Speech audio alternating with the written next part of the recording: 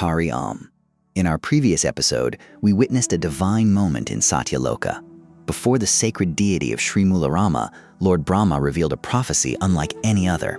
The celestial attendant Śaṅkhakarna would not remain in the heavenly realms forever. By the will of the Supreme Lord, he would descend to earth, not once, but many times, to protect Dharma, inspire devotion, and guide countless souls toward the lotus feet of Lord Nārāyaṇa.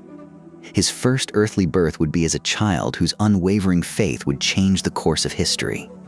This is the story of Bhakta Prahlāda, the child who remembered God before he even saw the world. There was a time when fear ruled the three worlds. The mighty asura king Hiraṇyakaśipu had conquered kingdoms and defeated many powerful celestial beings. Through years of severe austerities, he pleased Lord Brahma, who granted him extraordinary boons. Although immortality could not be granted, the boons were so remarkable that Hiraṇyakaśipu believed himself to be invincible. Blinded by pride, his arrogance grew without limit. He declared himself the supreme ruler of the three worlds and forbade the worship of Lord Śrī Hari.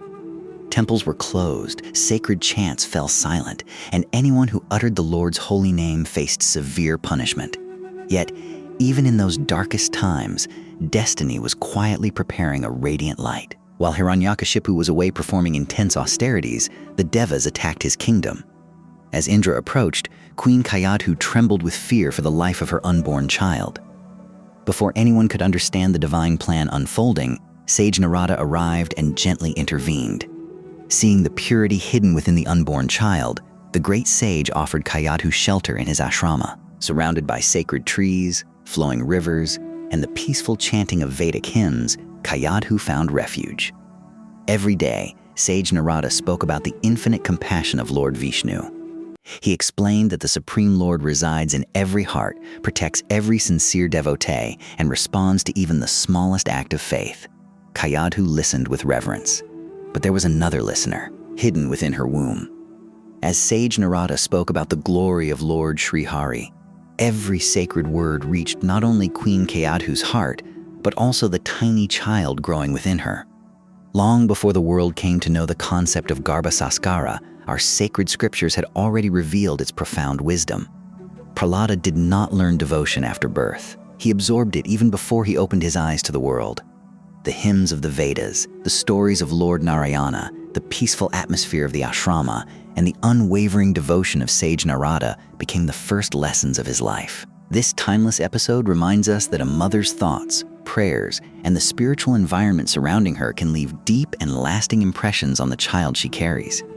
Across generations, this sacred story has inspired families to fill the home with prayer, noble thoughts, and remembrance of the Lord, nurturing both mother and child with peace and devotion. For countless generations, devotees have treasured the story of Prahlāda as a beautiful illustration of the power of spiritual impressions before birth. Such was the beginning of Prahlāda's extraordinary journey, a journey that would show the world that true devotion can blossom even before birth. Though not yet born, the child heard every word spoken by the sage. The sacred names of the Lord became the very rhythm of his existence. Each teaching entered his heart like a seed of eternal devotion. This was no ordinary child. This was the same soul who had once served Lord Viṣṇu in Vaikunṭha as Śaṅkhakarna. The divine prophecy had begun to unfold. Long before opening his eyes to the world, Prahlāda had already opened his heart to the Lord. The scriptures remind us that true devotion does not depend on age, status, or birthplace. When the Lord's grace descends, even an unborn child can become a great devotee. In time, Kayadhu gave birth to a son. The child was named Prahlāda, meaning one who is filled with supreme joy. Unlike other infants, his face reflected a remarkable serenity. His gentle smile brought peace to everyone who looked upon him. Though born into the palace of an asura king, his heart belonged entirely to Lord Nārāyaṇa. No one yet knew that this tiny child would one day teach the world the meaning of fearless devotion. As Prahlāda grew, his extraordinary nature became impossible to ignore. He was kind to everyone. He spoke gently. He never mocked others. He showed compassion even to those who opposed him. Instead of seeking wealth or power, his thoughts naturally turned toward Lord Nārāyaṇa. Whenever he heard the Lord's name, his eyes filled with joy.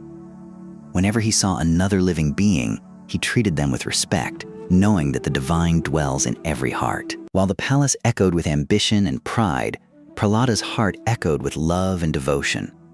As the prince grew older, the time came for his formal education. Hiraṇyakaśipu entrusted his beloved son to the royal teachers, expecting him to learn politics, warfare, and the pursuit of power. But destiny had chosen a different path. Instead of becoming the greatest ruler of the asuras, Prahlāda was about to become the greatest teacher among children. The lessons he would share would shake the foundations of an entire kingdom. What happens when a child teaches the name of Lord Nārāyaṇa in a palace where his name is forbidden? We will discover that in the next episode. Moral of the episode: true devotion is not learned only through books. It blossoms in a heart that listens to divine wisdom with sincerity. Prahlāda teaches us that no one is too young to begin a life of faith, compassion, and remembrance of the Lord. Thank you for joining us on this sacred journey through one soul, 5 sacred births for one eternal mission.